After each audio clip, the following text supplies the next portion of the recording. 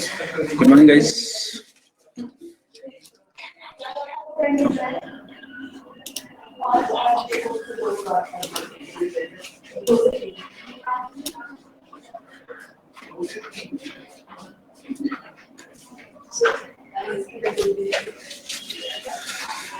Good morning, everybody. Okay, तो क्या कर रहे थे हम लोग लास्ट टाइम में?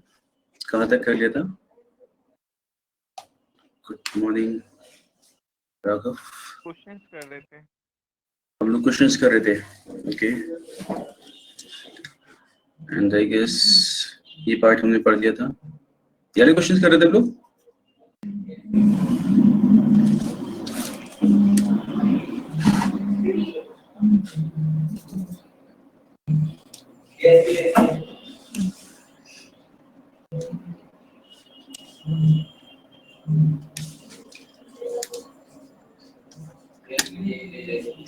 तो कहाँ तक कर लिए थे हमने?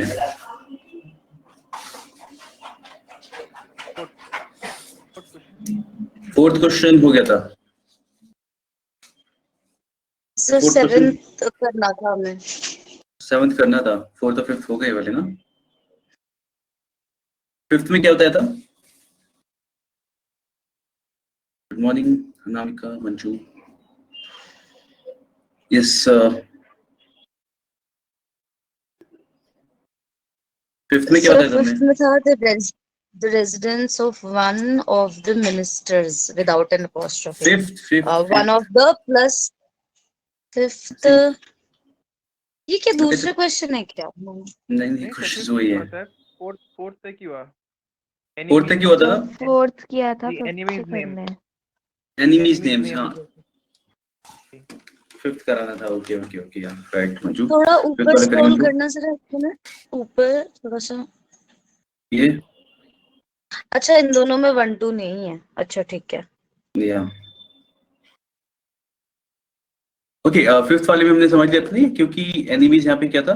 एनिमीज वाज ऑलरेडी प्लूरल, और प्लूरल है हम, क्योंकि हम दुश्मनों के नाम प्लूरल की बात करते हैं, तो ये तो ठीक है कि प्लूरल के साथ हम प्लूरल लिखेंगे यहाँ पे. ठीक है. जैसे आप क्या बोलते हो? I still remember their names. आप कैसे लिखते हो? प्लूरल लिखते हो. ठीक है. तो इस तरीके से बोलते हैं हम लोग. तो इसका मतलब ये सही हो जाएगा. तो इसमें बस हमें इतना करना था. एनिमीज प्लूरल है, एस से एंड कर रहा है, तो बस हमें एपोस्ट्रोफी लगा देंगे. ठीक है. Enemies name. तो ये सबको क्लियर हो गया था. चलिए फिफ्थ वाला बताइए क्या हो जाएगा.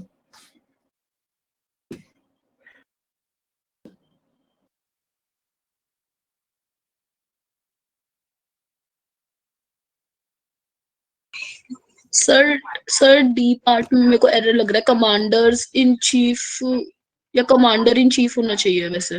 Yes correct. Commanders in chief. देखो, very few soldiers dared to turn a deaf ear to their commander in chief's order. ठीक है. अब कमांडर इन चीफ के ऑर्डर की बात चल रही है. Yes correct. अभी हम लोग लास्ट वाले पे, क्योंकि ये क्या है देखो, ये वही था ना, देखा था, if a noun consists of more than one word. ठीक है. तो यहाँ पे क्या हो जाएगा? Commander in chief.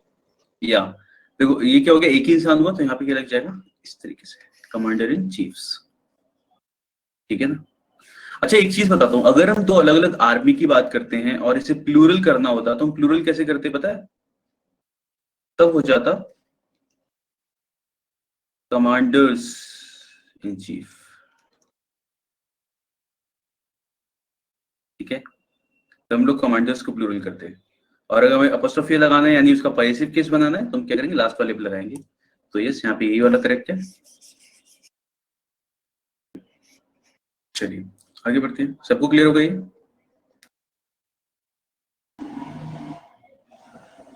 सिक्स देखिए.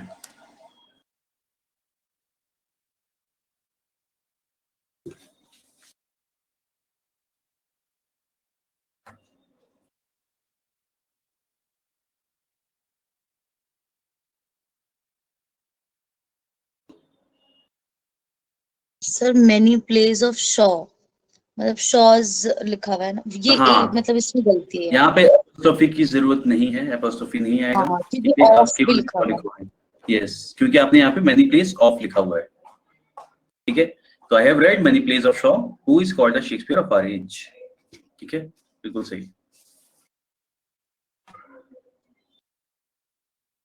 चलिए 7 देखते हैं।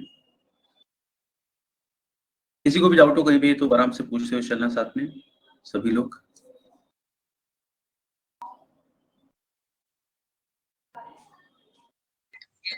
सर जो 7th है उसके अंदर आई अप्रिशिएट योर होना चाहिए, I think your A part में एरर होगा। यस, ये हम लोगों ने पढ़ा था ना लास्ट टाइम कि ये आपका क्या हो गया, जिरंड हो गया। तो इसके साथ हम क्या लगाएंगे यहाँ पे, मुझे तुम्हारा, इस तरीके का क्वेश्चन ने किया था। I appreciate your helping the poor who are really the most ignored and completely deprived section of our society। तो yes correct, यहाँ पे क्या हो जाएगा, I appreciate your helping the poor। बिल्कुल सही।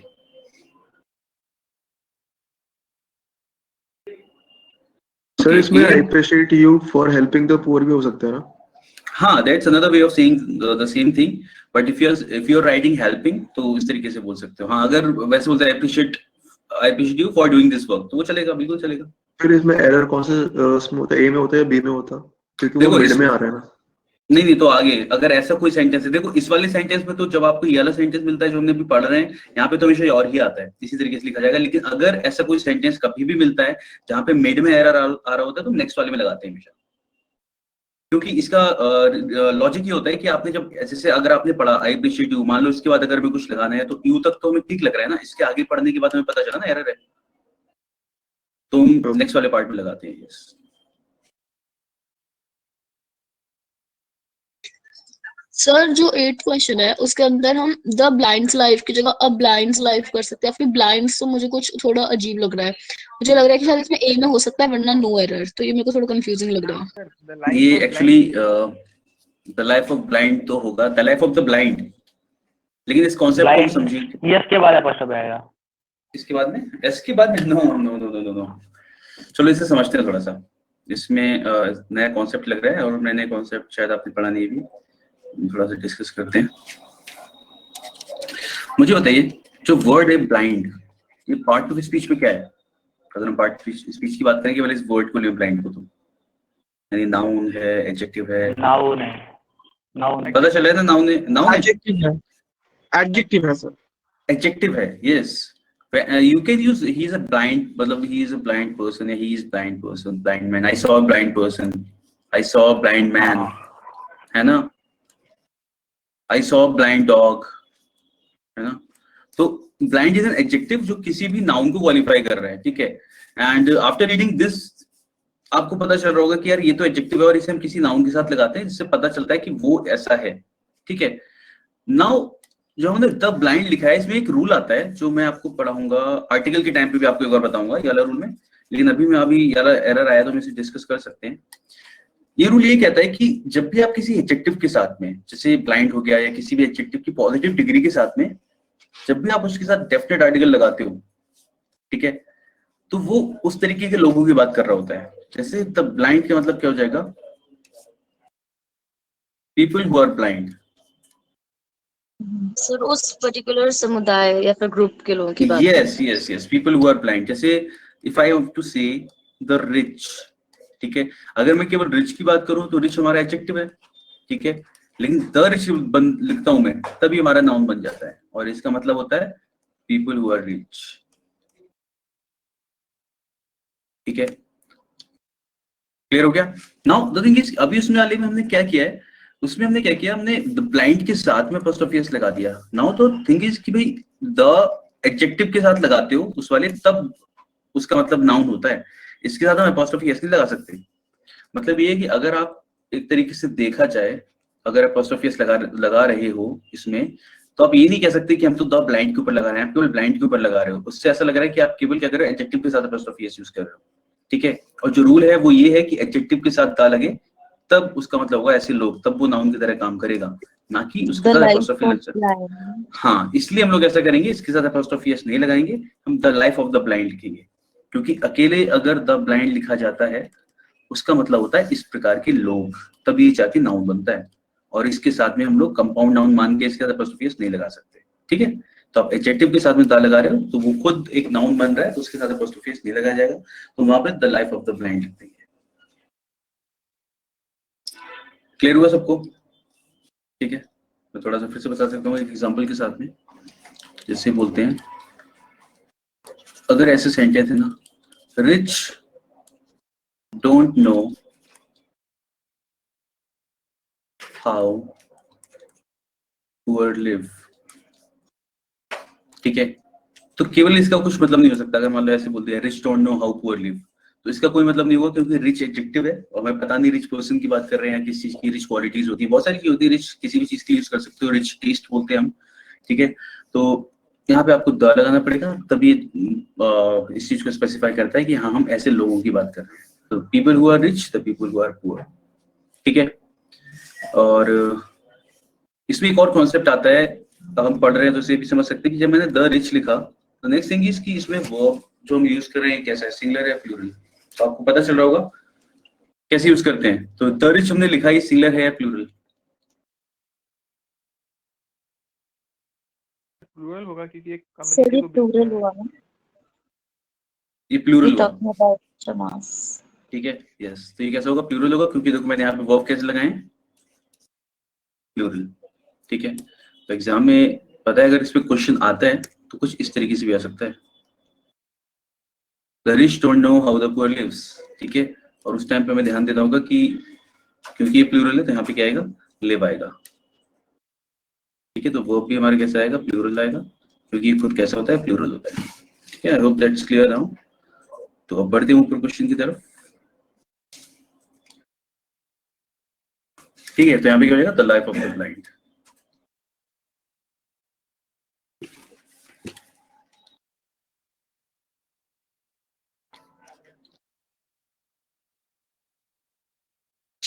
नेक्स्ट देखते हैं। सर इसमें ए में होगा the president of India constitution, India's होना चाहिए। Yes sir, yes sir. Yes correct, clear है सबको? द प्रेसिडेंट ऑफ इंडियाज, बिल्कुल सही। कर्व यहाँ पे क्या हो जाएगा, the president of India's constitutional power is limitless but it is the PM who is Indeed more powerful, या इंडीड पावरफुल, ठीक है। नेक्स्ट वन, सर इसमें भी ए में होना चाहिए। I think I postpone his going to Delhi tonight. Yes correct, ठीक है। आई पोस्टपोन हिम का मतलब तो निकल रहा है कि मैंने उसे पोस्टपोन कर दिया, डजंट मेक एनी सेंस, ठीक है। तो आगे पढ़ के आपको पता चल रहा है उसने उसे पोस्टपोन नहीं किया, उसका जाना पोस्टपोन किया है, उसका जाना, ठीक है। तो क्या हो जाएगा, his, I postponed his going to Delhi tonight as I wanted him to deal with one of my major problems, ठीक है। So I postponed his going to Delhi tonight.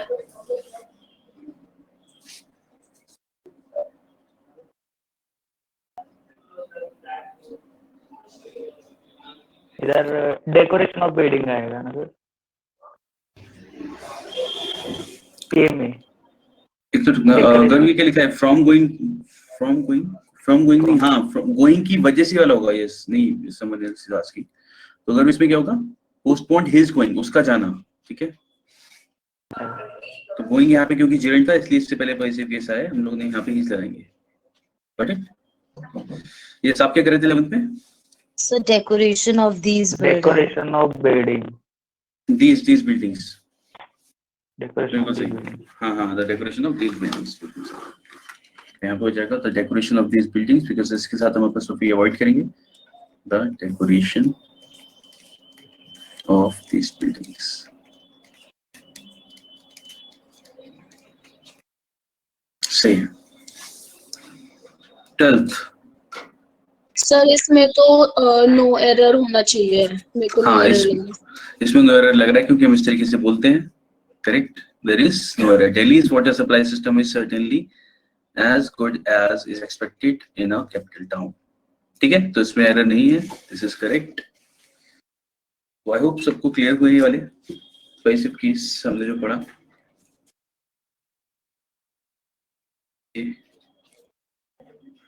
Sir ये वाटर सप्लाई सिस्टम तो non living है ना, लेकिन दिल्ली तो शहर है ना, दिल्ली के साथ लगाया है। अच्छा, वाटर सप्लाई सिस्टम से क्या मतलब, अगर मैं बोल रहा हूँ शशांक कार,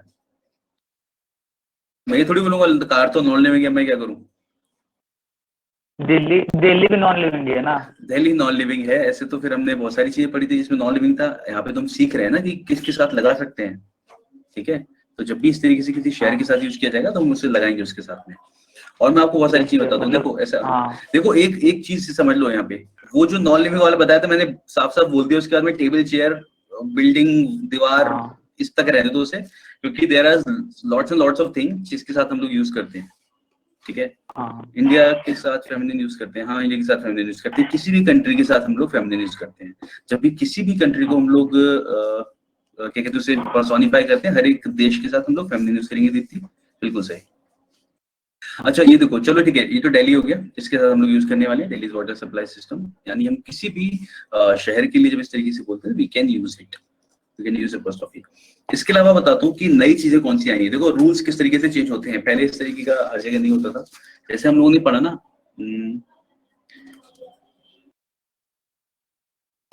ऐसे बोलते हैं अराइवल ऑफ द ट्रेन, है ना, द ट्रेन अराइवल भी बोल दिया जाता है। अब ये एक्चुअली आपको स्टेशन पे सुनने को मिलता होगा, ट्रेन अराइवल या ट्रेन डिपार्चर, ठीक है, इस तरीके से बोल दिया जाता है। ये इन है, मतलब ये रूल के मुताबिक हो गया, ये गलत नहीं होगा। तो अगर आप इस तरीके से बोल दो the arrival of the train, the arrival of the plane, the arrival of the ship, ठीक है, तो उसमें बस आप प्लेन अराइवल इस तरीके से बोल सकते हैं, ट्रेन अराइवल टाइम या व्हाटएवर यू वांट टू से, अराइवल और डिपार्चर, दिस इज इन, ठीक है, ये गलत नहीं होगा। बाकी और बहुत ज्यादा चीजें इस तरीके की नहीं है, ठीक है। जैसे हमने ये देख लिया, बाकी हम लोगों ने और क्या देखा था, नॉन लिविंग केस में हम लोगों ने उस तरीके की चीज देखी थी जहाँ पे हम पर्सोनिफाई कर रहे थे, जैसे हमने देखा था नेचर्स लॉ, राइट, ठीक है। बाकी हमने जो वर्ड लिखे थे पब्लिक और सोसाइटी, जहाँ पे मैंने भी आपको पीछे लास्ट क्लास में दिखा था कि पब्लिक के साथ हम लोग यूज नहीं करते हैं एपोस्ट्रोफी, ठीक है। आप कुछ भी पब्लिक प्रॉपर्टी बोलते हो, पब्लिक प्रॉपर्टी नहीं बोलोगे, ठीक है। और यहाँ पे हम लोग सोसाइटीज डिमांड बोलते हैं, तो सोसाइटी के साथ हम लोग एपोस्ट्रोफी यूज करते हैं, ठीक है। I guess some these few questions discuss के लिए I'll see अगर कोई और क्वेश्चन करना हो मैं तो।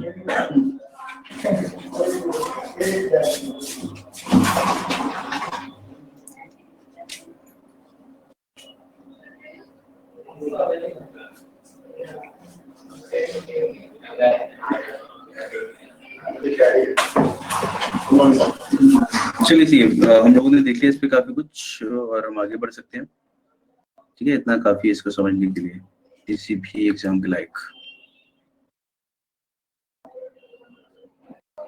इसमें भी तो कोई डाउट है तो एपोस्ट्रोफी का यूज आपको समझ में आया है?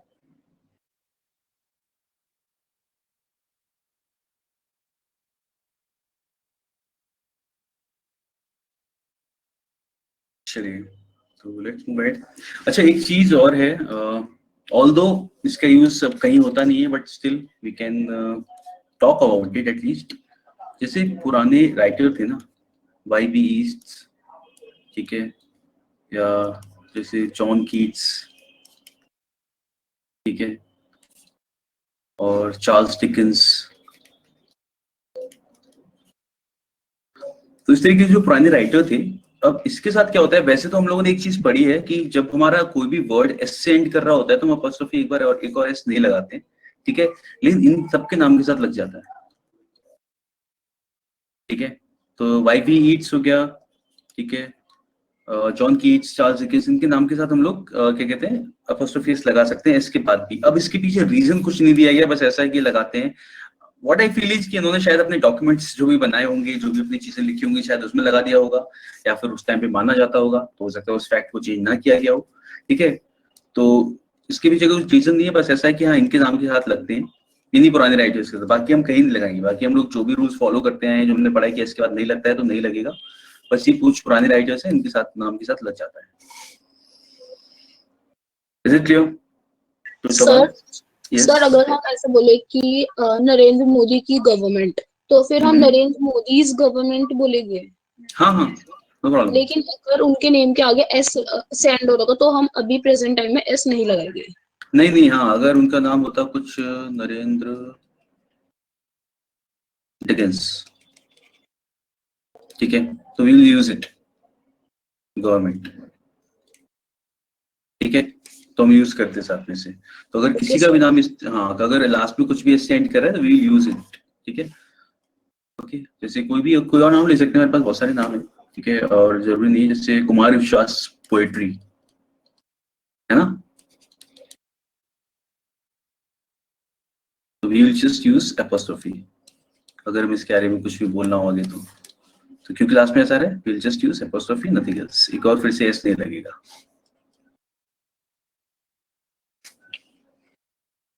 ठीक है ना।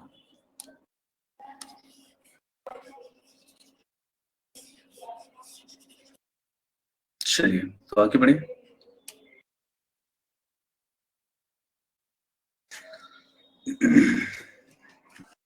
चलिए इसके बाद हमारा पार्ट आता है एक नाउन एंड नंबर्स का, जो I try teach you with the help of slides, because अभी नाउन एंड पॉजिटिव केस हम लोगों ने देख लिया, लेकिन नाउन एंड नंबर्स में वो सिंगुलर प्लूरल वर्ड्स की लिस्ट वैसा वाला होता है, तो हम उसे वो स्लाइड्स एक बार कर लेंगे किसी भी टाइम पे। आज I would like to start with new topic, pronouns. Nouns का पहला पार्ट आपको समझ में आया, जितना हम लोगों ने पहले देखा था टाइप्स ऑफ नाउंस देखे थे, उसमें हम लोगों ने पर्सोनिफिकेशन को समझा, हम लोगों ने टाइप्स ऑफ नाउंस में प्रॉपर नाउन कॉमन नाउन को कैसे यूज करते हैं, साथ में प्रॉपर नाउन को कॉमन नाउन की तरह कैसे यूज किया जाता है, उसके बाद हम लोगों ने पॉजिटिव केस समझा। तो यार सारी चीजें क्लियर हुई है, तो let's start with new topic today, ठीक है।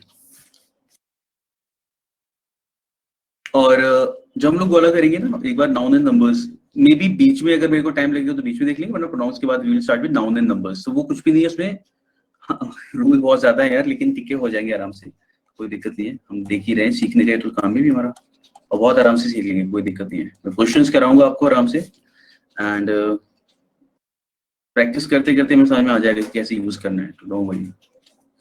चलिए let's start with pronouns. Pronouns काफी ज्यादा इंपॉर्टेंट टॉपिक है, और तो अभी नहीं है किस नहीं कुछ वीक नहीं है यार, अभी देखो किसी की भी स्ट्रांग नहीं है, सब सीख ही रहे हैं यार, मैं भी सीख ही रहा हूँ, ठीक है, तो इट्स फाइन, सब करते करते आराम से आ जाता है। और ये जो सीखने का पीरियड है वो इसीलिए तो है बिकॉज ज्यादा अच्छे से नहीं आता, नो वरी। ओके, प्रोनाउंस क्या होते हैं? हमारे words which are used at the place of a noun, यानी जिन शब्दों को हम लोग नाउन की जगह पे यूज करते हैं। Words which are used at the place of a noun or instead of noun, they are called pronouns, ठीक है। हम स्टार्ट करेंगे पर्सनल प्रोनाउंस से, ठीक है, एंड बहुत सारे टाइप्स के नाउन्स होते हैं। I won't give the list, मतलब I don't feel like giving the list, हम सीधे पढ़ना शुरू करते हैं और हर एक को टाइप के साथ हम लोग समझते हुए चलेंगे आगे। तो पहले हम स्टार्ट करते हैं पर्सनल प्रोनाउंस। तो दिस इज अ बेसिक, जहाँ पे हम प्रोनाउंस के पर्सनल प्रोनाउंस को समझते हैं बेसिकली, ठीक है। तो यहाँ पे वाली चीज है I, we, you, he, she, it and they, ठीक है। इसके 3 केस होते हैं, subjective,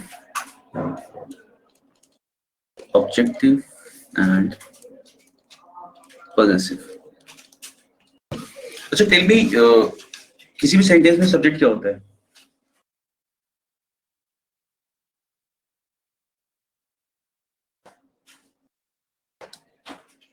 what is a doer? बिल्कुल सही। किसी भी सेंटेंस में सब्जेक्ट का मतलब होता है डूअर, यानी कि जो एक्शन कर रहा है वहां पे, जो करता है वहां पे, उसे बोलते हैं हम लोग डूअर, ठीक है। जैसे अगर मैं बोलता हूँ आई हेल्प्ड हिम, तो यहाँ पे आई हमारा क्या हो जाएगा? Subject, help is your verb, and him हमारा क्या हो गया? ऑब्जेक्ट। और यहीं पे अगर मैं बोलूं ही हेल्प मी, अच्छा आपको यहाँ पे समझ में आ रहा है? देखो यार, आई भी मैंने अपने लिए यूज किया कि मैंने उसकी हेल्प की, लेकिन जब वो मेरी हेल्प कर रहा है तो मैं अपने लिए क्या यूज कर रहा हूँ? मी, यानी क्योंकि मैं सेंटेंस में क्या हूँ? ऑब्जेक्ट। और जब वो यानी कि थर्ड पर्सन जो हमारा वो जब एक्शन कर रहा है तो उसके लिए मैंने क्या यूज किया? ही, ठीक है। तो this is a subjective case. तो यहाँ पे वाली चीज आती है कि subjective case of I is I, ये तो सारे सब्जेक्टिव केस सेम होंगे, यानी आई का ऑब्जेक्टिव केस क्या हो गया? मी, ठीक है। चलिए अब बताइए कि पॉजिटिव का क्या मतलब होता है, ये हम लोगों ने भी देखा, हम लोगों ने पॉजिटिव माइंड प्रोनाउंस, हाँ हम लोगों ने क्या पढ़े थे भी, पॉजिटिव नाउंस पढ़े ना भी, यहाँ पे क्या जाएगा माई एंड माइन, बिलोंगिंग, बिल्कुल सही अंशु, ठीक है। तो पॉजिटिव केस में क्या आता है हमारा माई और माइन। चलिए अब आगे देखते हैं। V, what is the objective case for V? Us, correct. us, And possessive cases are and ours, ठीक है। तो बस वही सिंपल कि मेरी चीज से कोई भी, या हमारी class this is our class, या फिर this class is ours. Okay, pronouns, इसमें यू में subjective case is you, objective case आपको पता है सेम रहता है, क्योंकि I help you, you help me, whether you are doing the action और you are receiving the action, तो एक्शन कर रहे हो या एक्शन के रिसीविंग एंड पे हो, अपने लिए आप क्या यूज करते हो, यू ही यूज करते हो, ठीक है। तो ये दोनों जगह सेम रहता है। पॉजिटिव केस में क्या जाता है योर एंड योर्स। अच्छा वैसे सबको पता होगा, लेकिन हम कभी भी जैसे लेटर लिखते थे छोटे क्लासेस में ना, तभी हमें बता दिया जाता था कि यार योर्स नहीं लगाना होता, हमेशा कैसे होता है योर्स। आई होप ऐसी गलती तो कोई करता नहीं होगा, स्टिल एक बार बात कर लेने इस बारे में, ठीक है। नेक्स्ट इज ही, ठीक है। ऑब्जेक्टिव केसेस हिम, अभी भी देखा हम लोगों ने, एंड पॉजिटिव केस क्या होगा इसका his, his, ठीक है। यहाँ पे एक और फॉर्म नहीं होती है his, ठीक है, जैसे बाकी योर के साथ हमने योर्स लगा दिया, लेकिन यहाँ पे हम his नहीं लगाते। आई गेस ग्रामरियन ने पहले लगाया होगा एक बार, फिर बाद में हटाया होगा, राइट। चलिए next is she, objective case is her, वैसे में क्या जाएगा हर एंड हर्स, बिल्कुल सही। It, hers without apostrophe, it, objective is it, passive क्या होगा it's होगा apostrophe के साथ या without apostrophe?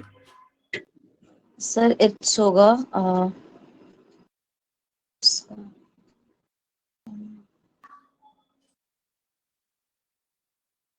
without apostrophe, अभी yes correct, sir क्योंकि apostrophe वाला it is वाला हो जाता है। yes क्योंकि apostrophe वाला क्या मतलब हो जाता है it is, ठीक है, इसलिए हम लोग विदाउट apostrophe यूज करते हैं यहाँ पे भी, ठीक है। तो बेसिकली अब ध्यान रखना है कि पॉजिटिव केस में केवल नाउन के साथ apostrophe लगता है, प्रोनाउन के साथ डायरेक्ट एस लगाते हैं हम लोग, है ना, ठीक है। तो यहाँ पे क्या लगाएंगे इट्स, ये हो गया हमारे पास दे, ऑब्जेक्टिव इज them, है ना, आई हेल्प देम। जहाँ भी डाउट होता है कि इसकी ऑब्जेक्टिव फॉर्म क्या है, बस उसे सिंपल वाले सेंटेंस में रख लिया करो, बस एक वर्ब जिसके आगे ऑब्जेक्ट आ रहा हो। ये हमारी लैंग्वेज पढ़ते पढ़ते ऐसी आदत पड़ेगी कि हम गलत बोल ही नहीं सकते, ऐसा है।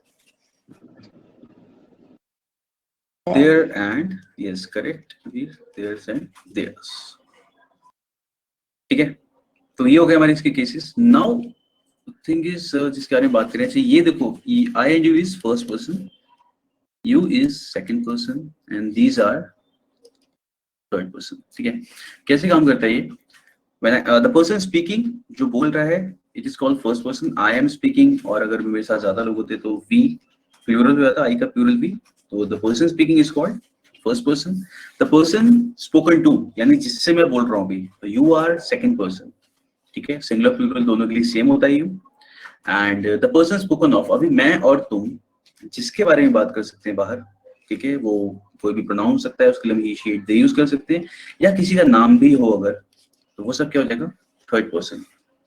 तो जो बोल रहा है the person speaking is first person, जिसके बाद जिससे बात कर रहे हैं the person spoken to second person, and the person spoken of, जिसके बारे में बात की जा रही है या कुछ भी जो डिस्कस किया गया वो सब क्या है थर्ड पर्सन है, ठीक है। तो these are personal pronouns, that's why they are called personal pronouns. Now ये जो हमारे पॉजिटिव केस है, इसमें हम लोगों ने लिखा माई एंड माइन, तो let's talk about their difference, कि क्या डिफरेंस है इनके बीच में, ठीक है। अब ये तो सबको समझ में आया होगा, ये टेबल सब बना सकते हैं खुद। माई और माइन को हम लोग सेंटेंस में कैसे यूज करते हैं, सर एक ऐसे लिखते थे ना, my book, this book is mine, mine, right, this is my book and this book is mine, है ना, इस तरीके से हम लोग यूज करते हैं इसे। तो अब देखो यार, यहाँ पे क्या होता है, माई के बाद हमेशा एक नाउन आता है और माई से पहले नाउन आ चुका होता है। देखो वैसे देखा जाए तो these are all pronouns, because हम प्रोनाउंस में ही पढ़ रहे हैं ना, प्रोनाउंस के सारे रूप है ये, ठीक है, सारी फॉर्म्स उसी की हैं। When we use my in sentence it works like possessive adjective, ठीक है, ये पॉजेसिव एडजेक्टिव की तरह काम करता है। जैसे your, this is your book, ठीक है, यहाँ पे भी क्या हो जाता है, ये पॉजेसिव एडजेक्टिव होता है, दिस इज पॉजेसिव एडजेक्टिव, ठीक है। लेकिन जब हम इस तरीके से बोलते हैं दिस बुक इज योर्स, ठीक है, तो इससे पहले ही नाउन आ चुका होता है, ये आपका फिर से प्रोनाउन देता है, ठीक है। तो आपको ध्यान रखना है कि जो हमारे एडजेक्टिव्स होते हैं, जो हमारे ये पॉजेसिव केसेस हैं, अगर ये नाउन से पहले, जो भी नाउन से पहले आते हैं डायरेक्ट, उनके साथ क्या लगता है हमेशा, ओ सॉरी, वो हमेशा क्या होते हैं, पॉजेसिव एडजेक्टिव कहलाते हैं। तो ये जितना भी हो गया, जैसे माय हो गया, आवर, योर, ठीक है, हिज, इट्स, ये सारे हमारे क्या है, पॉजेसिव एडजेक्टिव की तरह भी काम करते हैं, ठीक है। दे आर पॉजेसिव एडजेक्टिव क्योंकि they are always followed. Mine और योर्स क्या हुआ, पोजेसिव प्रोनाउन? हाँ, दे आर पॉजेसिव प्रोनाउन। अब क्योंकि इनके बाद हमेशा एक नाउन आता है ना, इसलिए पॉजेसिव एडजेक्टिव की तरह काम करते हैं। तो देखो हैं सारे पॉजेसिव प्रोनाउन, लेकिन सेंटेंस में जब लिखा जाएगा, when we are using them in a sentence, ठीक है, they work like adjective and this work like a pronoun. तो this is your pronoun, possessive pronoun, ठीक है। तो सेंटेंस में यूज करने के बाद उसकी फॉर्म चेंज होती है ना किसी भी चीज की, तो पता है हमें। जैसे अगर मैं बात करूं, कोई नाउन है हमारे पास, जैसे इंडियन, ठीक है, इंडियन क्या हो गया, हमारा नाउन हो गया ना, वी ऑल आर इंडियंस, ठीक है, तो Indian is a common noun. लेकिन अगर मैं सेंटेंस में लिखता हूँ कुछ इस तरीके से, इंडियन रेलवेज,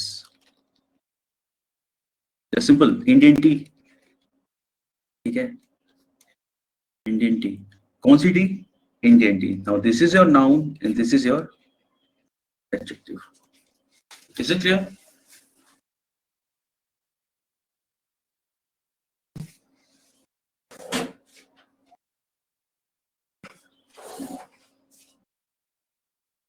समझ में आ रही है, नहीं आ रही है?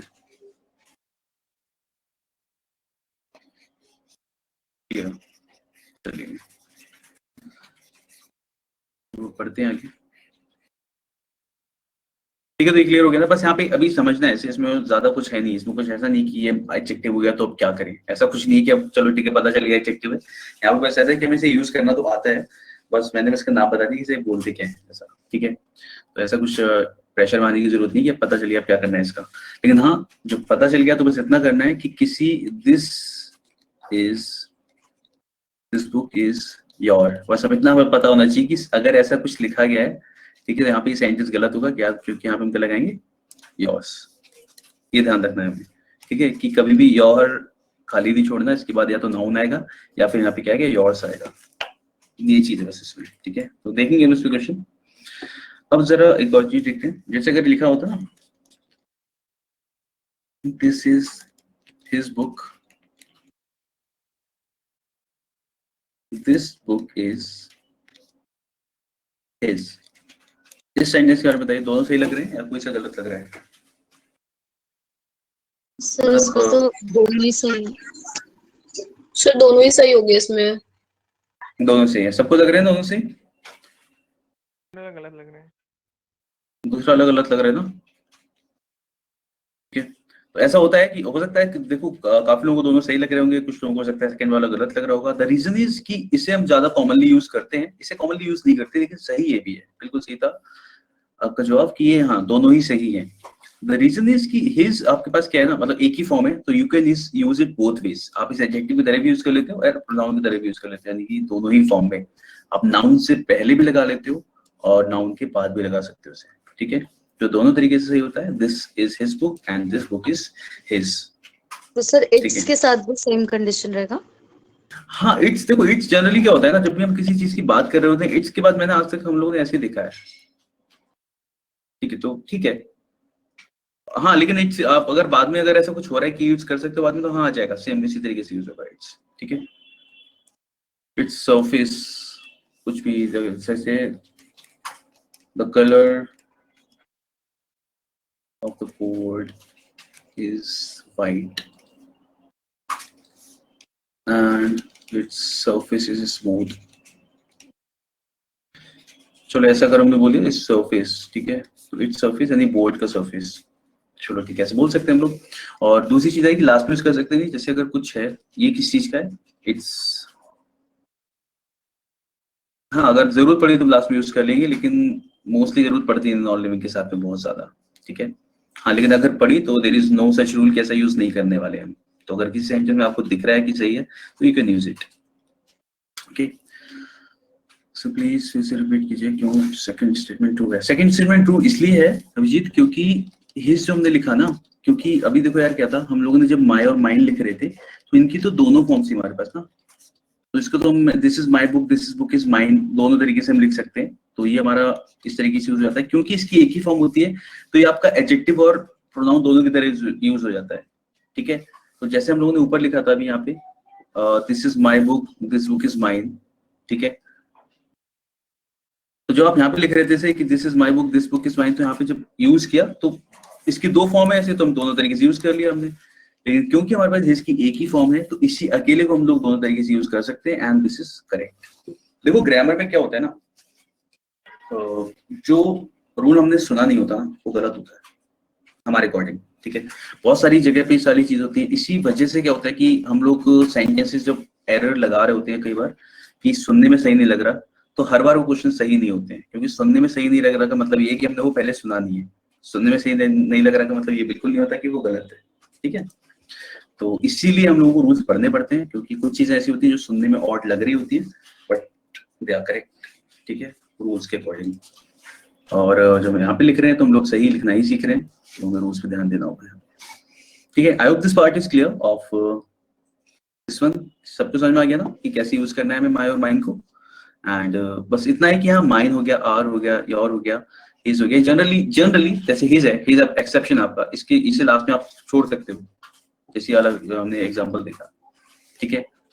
लास्ट में आप छोड़ सकते हो तो ये लास्ट में आ सकता है। बाकी आपको पता है कि माई के बाद हमेशा एक नाउन आएगा, ठीक है। क्वेश्चन किस तरीके से होते हैं, कुछ इस तरीके से, जैसे माई प्रॉब्लम्स,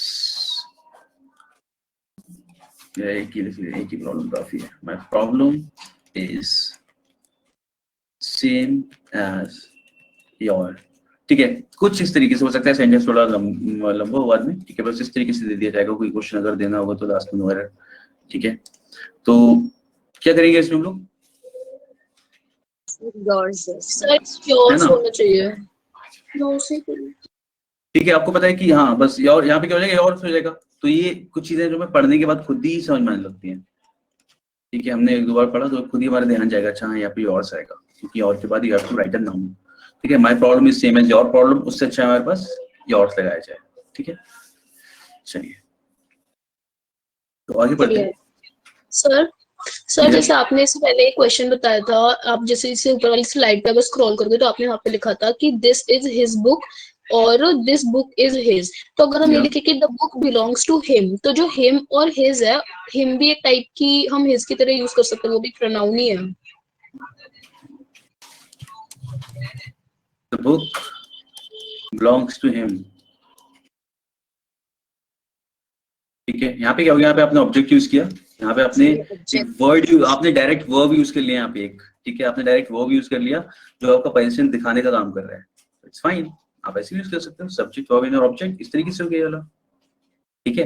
देखो एक बात को कहने के बहुत सारे तरीके होते हैं, बस ये कि हम लोग अगर इस तरीके से कह रहे हैं तो इसको फॉलो करेंगे, और इस तरीके से बोल रहे हैं तो इसको फॉलो करेंगे, ऐसा है, ओके सर। है ना। तो इसमें ऐसा क्या है कि इसमें हम लोगों ने हिम इसलिए लगा दिया ऑब्जेक्टिव केस, क्योंकि आपने परिसिव के लिए हमने परिसिव एक लॉन्ग वर्ड ही यूज कर लिया, है ना, ऐसा है। चलिए तो let's move ahead and talk about uses of subjective case, कि कहाँ पे हम लोग सब्जेक्टिव केस यूज करेंगे,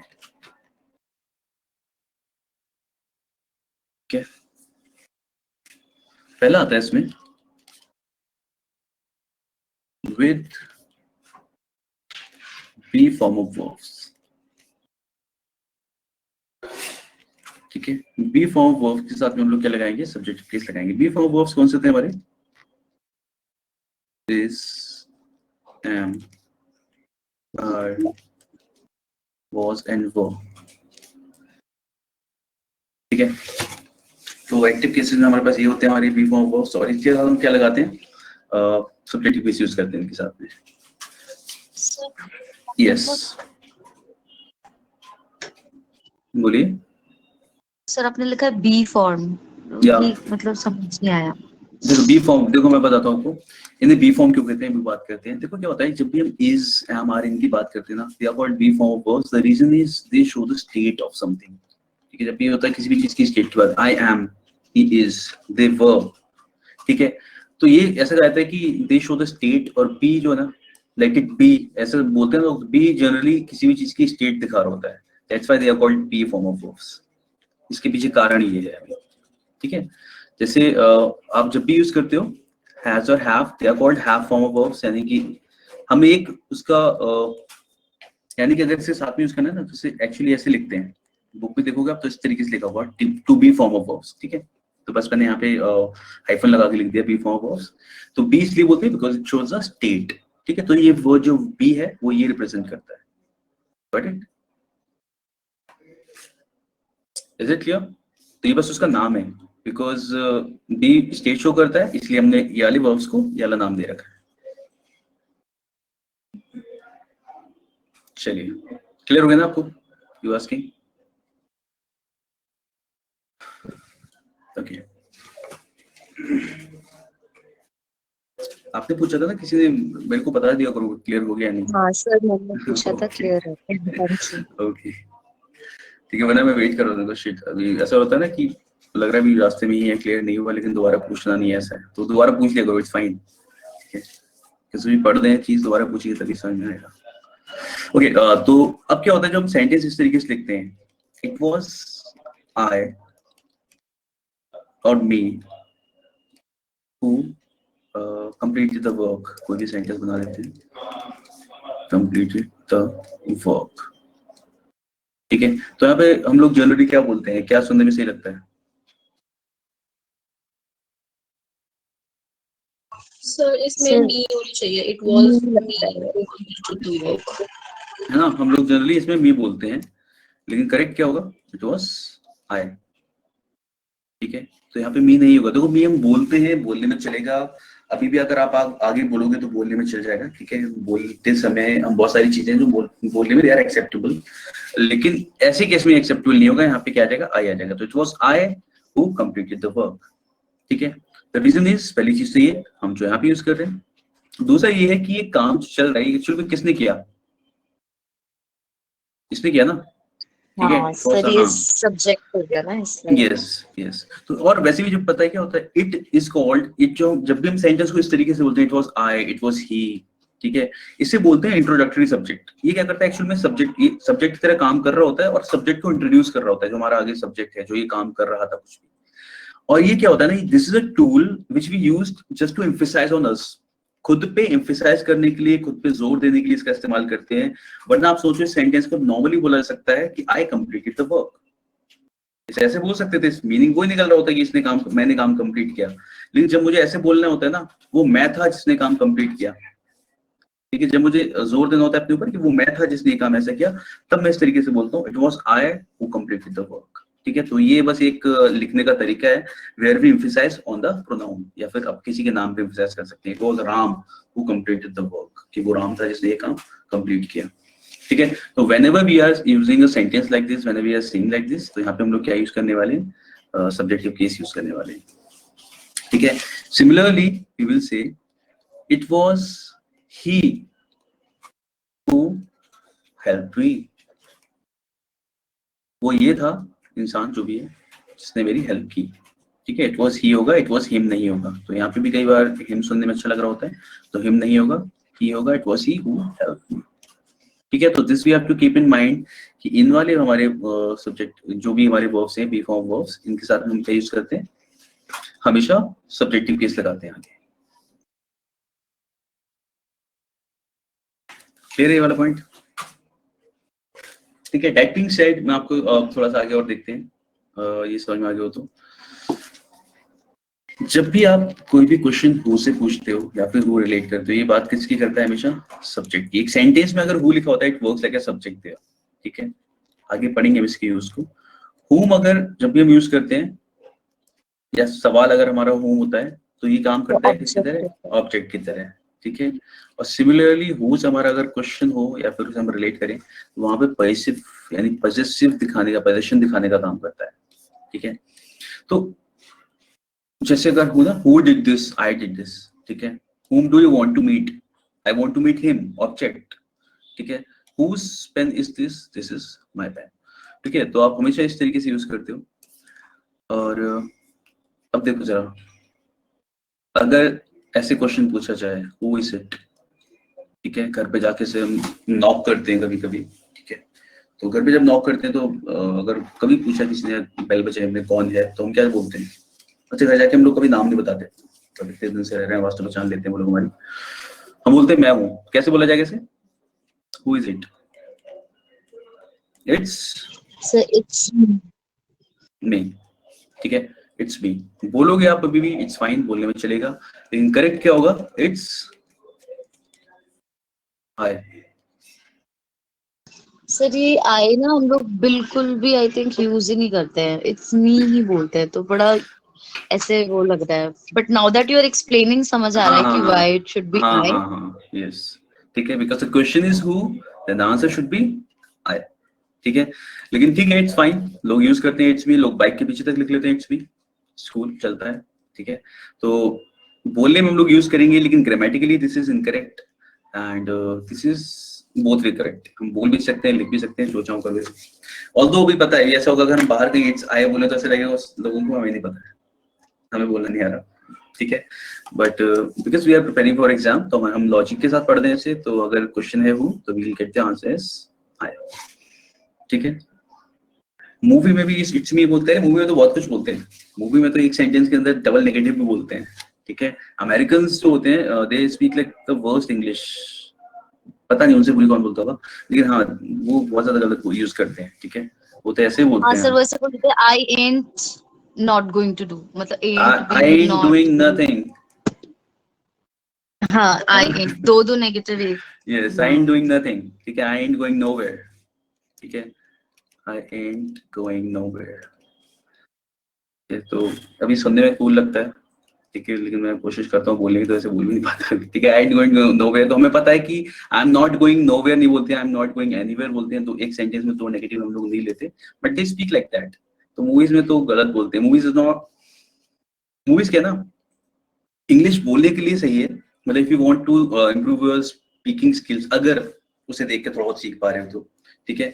लेकिन ग्रामर के लिए सही नहीं है। ग्रामर के लिए तो हमें इन्हीं सारे सोर्सेज पे डिपेंड करना पड़ता है, हमारी बुक्स हो गई, और जहाँ पे भी ग्रामेटिकली करेक्ट यूज किया जाता है, जैसे चैनल्स होते हैं कुछ जहाँ पे बीबीसी टाइप के चैनल्स, जहाँ पे हम लोग कोई भी चीज देख रहे हैं, करेक्ट इंग्लिश लोग बोलते हैं वहाँ पे, तो ऐसी जगह पे हम लोग उसे देख सकते हैं, बस ऐसा है। तो वहाँ चीजें हमें सही मिलती हैं, ओके? चलिए, तो अभी पहले क्लियर हुआ होगा सबको सब्जेक्टिव केस? इसमें हमने पहला पॉइंट पढ़ा, विद वी फॉर्म वर्ब्स हम लोग यूज करते हैं